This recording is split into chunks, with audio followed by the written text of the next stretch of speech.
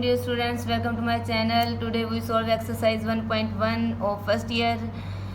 अगर आपने अभी तक मेरा चैनल सब्सक्राइब नहीं किया तो काइंडली पहले मेरा चैनल सब्सक्राइब कर लें ताकि आपको मेरी वीडियोस इजीली मिल सकें. Now let's start. Our first question is which of the following sets have clear property with respect to addition and multiplication. इस क्वेश्चन में हमें कहा गया है कि which of the following sets, ऐसे कौन से सेट्स हैं हैव क्लियर प्रॉपर्टी जो कि क्लियर प्रॉपर्टी रखते हैं विद रिस्पेक्ट टू एडिशन के लिहाज से एंड मल्टीप्लिकेशन और मल्टीप्लिकेशन के लिहाज से. इसके हमारे पास 4 पार्ट्स हैं. मैं आपको 2 पार्ट्स करके दिखाऊंगी. सबसे पहले हमें पता होना चाहिए कि क्लियर प्रॉपर्टी क्या होती है. तो साथ साथ मैं आपको बताते चलूँ कि हमारे पास जो क्लियर प्रॉपर्टी है वो हमारे पास रियल नंबर्स की फर्स्ट प्रॉपर्टी है. इसमें हमारे पास ये एडिशन और मल्टीप्लिकेशन दोनों के लिहाज से होती है. जो हमारे पास एडिशन के लिहाज से होती है उसकी डेफिनेशन हमारे पास ये है कि जैसे हमारे पास अगर 2 नंबर्स हैं तो उनका फॉर एग्जांपल हमारे पास रियल नंबर्स हैं. अगर रियल नंबर्स के कोई 2 एलिमेंट्स ले लिए जाएं A and B belongs to real numbers. अगर मैं ए और बी दो रियल नंबर्स ले रही हूँ तो देन उनका जो हमारे पास एडिशन है उनका सम है वो भी रियल नंबर्स में ही होना चाहिए. ये रियल नंबर्स के तमाम एलिमेंट्स के लिए होल्ड करेगा. It's mean sum of 2 real numbers is a real number. अगर 2 रियल नंबर्स का आप सम लेते हैं तो नया आने वाला नंबर भी रियल नंबर होना चाहिए. इसी तरह जो हमारे पास मल्टीप्लिकेशन के लिहाज से है वो हमारे पास प्रॉपर्टी ये है कि अगर हम रियल नंबर के 2 एलिमेंट्स लेते हैं तो देन हमारे पास उनका जो प्रोडक्ट है वो भी रियल नंबर ही होना चाहिए. जैसे for all A B belongs to real number. जैसे हमारे पास कोई से 2 नंबर हैं रियल नंबर, अगर मैं उनका प्रोडक्ट लेती हूँ यानी कि उनको मल्टीप्लाई करती हूँ तो वो भी एक रियल नंबर ही होगा. तो देन ये हमारे पास थी clear property. First of all हम अपना फर्स्ट पार्ट स्टार्ट करते हैं जो हमारे पास है 0 सेट. नाउ हम इसे लेट कर लेते हैं कि ये किसी ए नंबर के इक्वल है ताकि हम इसे इजीली सॉल्व कर सकें. हमारे पास हमने सबसे पहले एडिशन के लिहाज से क्लियर प्रॉपर्टी प्रूव करनी है. तो देन हम क्या करेंगे कि इस सेट में से 2 एलिमेंट्स लेंगे, लेकिन इस सेट में तो एक एलिमेंट है तो इसको ही हम 2 दफ़ा ले लेंगे. हम 0 को 0 में ऐड करेंगे तो हमारा आंसर क्या आएगा 0. अगर ये 0 सेट ए में बिलोंग करेगा तो ये प्रॉपर्टी होल्ड करेगा, अदरवाइज नहीं करेगा. जैसे कि 0 हमारे पास बिलोंग कर रहा है ए में तो देन इसका मतलब क्या है कि A is closed. It's mean a clear property hold करता है किसके लिहाज से with respect to addition. That's clear.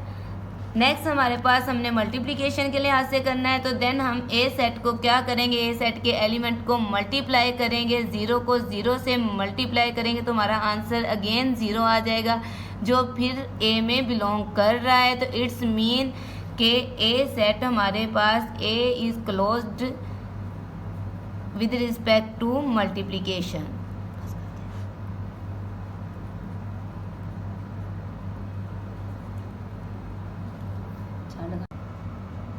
अब हम अपना नेक्स्ट क्वेश्चन करते हैं यानी कि इसी क्वेश्चन का पार्ट नंबर हम 3 स्टार्ट कर रहे हैं. तो देन हमने इसमें ये करना है कि ये क्लियर प्रॉपर्टी होल्ड करता है कि नहीं एडिशन एंड मल्टीप्लिकेशन के लिहाज से. तो देन हमने क्या करना है, जब हमारे पास एक से ज़्यादा एलिमेंट्स आ लग जाते हैं तो हम उसके लिए एक बॉक्स बनाते हैं.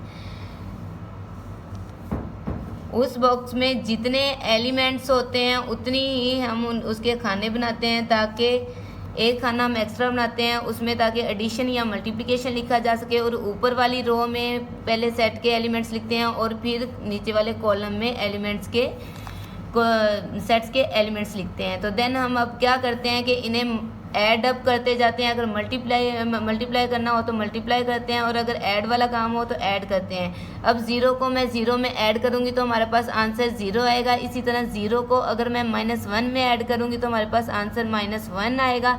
-1 को 0 में ऐड अप करूंगी तो हमारे पास -1 आएगा. -1 को -1 में ऐड करूंगी तो हमारे पास आंसर आएगा -2.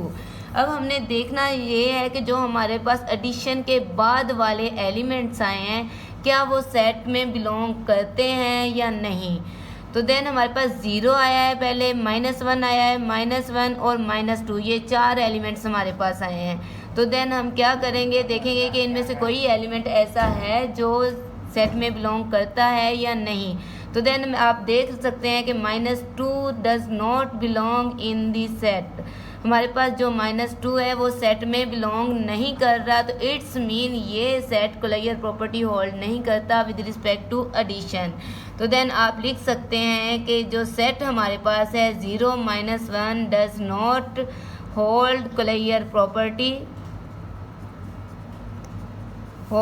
Property with respect to addition.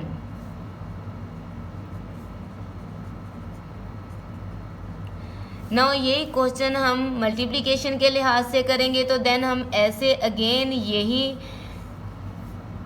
Box बनाएंगे और उसकी हम रोज एंड कॉलम्स बनाएंगे। और फर्स्ट पे मैंने आपको पहले बताया था, सबसे पहले वाला जो हमारे पास बॉक्स होगा उसमें आपने मल्टीप्लाई या प्लस का साइन लगाना है। पहले हम एडिशन के लिहाज से कर रहे थे, हमने एडिशन का साइन लगाया, अब हम मल्टीप्लिकेशन के लिहाज से कर रहे हैं, तो देन हम मल्टीप्लिकेशन का साइन लगाएंगे। और फर्स्ट रो में हम अपना पहले सेट लिखेंगे जिसके एलिमेंट्स हैं 0 एंड -1। सिमिलरली हम फर्स्ट कॉलम में लिखेंगे 0 - 1। अब हम इनको मल्टीप्लाई करेंगे क्योंकि हम मल्टीप्लाई वाली प्रॉपर्टी कर रहे हैं। 0 को 0 से मल्टीप्लाई किया तो हमारा आंसर आ गया 0। 0 को आपने -1 से किया तो हमारे पास आ गया आंसर 0। नेक्स्ट -1 को 0 से किया तो हमारे पास आंसर आ गया 0। -1 को जब -1 से मल्टीप्लाई करोगे तो आपके पास आएगा 1। तो अब आपने फिर देखना है कि जो मल्टीप्लिकेशन के बाद हमारे पास एलिमेंट्स आए हैं क्या वो इस सेट में बिलोंग कर रहे हैं या नहीं। 0 0 0 1 हमारे पास एलिमेंट आए हैं आफ्टर मल्टीप्लिकेशन, तो देन हमारे पास 0 0 0 तो बिलोंग कर रहे हैं, लेकिन 1 ऐसा एलिमेंट है जो इस सेट में बिलोंग नहीं करता। तो देन आप लिख सकते हैं 1 does not belong in 0 - 1 set. ठीक है, नेक्स्ट हम तो देन हैंस प्रूव हो गया कि जो हमारे पास 0 - 1 सेट है वो क्लोज नहीं है अंडर मल्टीप्लिकेशन। तो then 0 - 1 set does not hold Collier property with respect to addition multiplication।